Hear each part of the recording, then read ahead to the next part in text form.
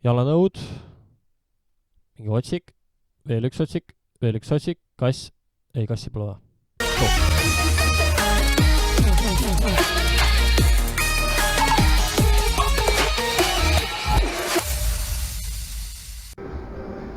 Okei, tulin siis jõusaali kuhugile suvalisse hetkel ja räägin siis jõutõmbest natuke, kuidas teha käesuruja moodi, et oleks kasu ka käesurumise mõttes see jõutõmme siis.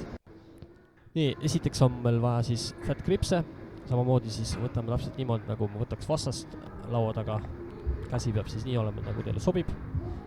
Ja siis teeme jõutõmmet pealt haardega. Et kindlasti pidage meeles seda, et ei suuda siis teha seda maksraskusega, mis tavalist jõutõmmet teete.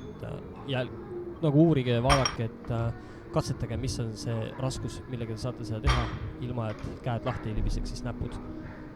Ja kui me pealt haardega ära teeme, siis võiks tegelikult peale lükata ka alt haardega. Et tunne on veits teistsugune.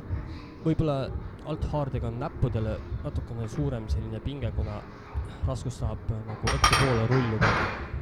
Ja me peame ikka korralikult hoidma seda näppudega kinni, aga see annab korraliku pambi sellele käevara lihastele, randmetele ka natukene, kindlasti näppudele päris jõhkralt.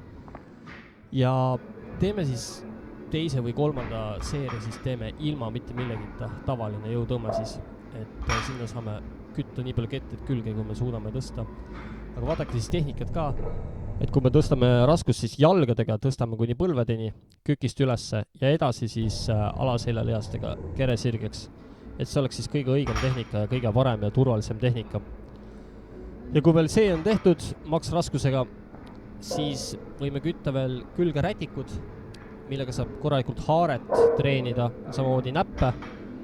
Et kui te tunnete, et ei saa piisavalt pinget, siis te võite astuda kuhugi platvormi peale, et kuna need rätikud, eks ole, teevad selle harjutuse jõukseks, et see väga kükki ei saa minna, kuid see on ka väga-väga hea näppudele, ramamoodi randmetele ja kõikidele asjadele. Aga aitäh, et vaatasite, et käesurumismoodi jõutõmmet teha ja subscribe'ige ja olge niisama mõnusad. Ja järgmised videod on kindlasti tulemas varsti. Olge tublid!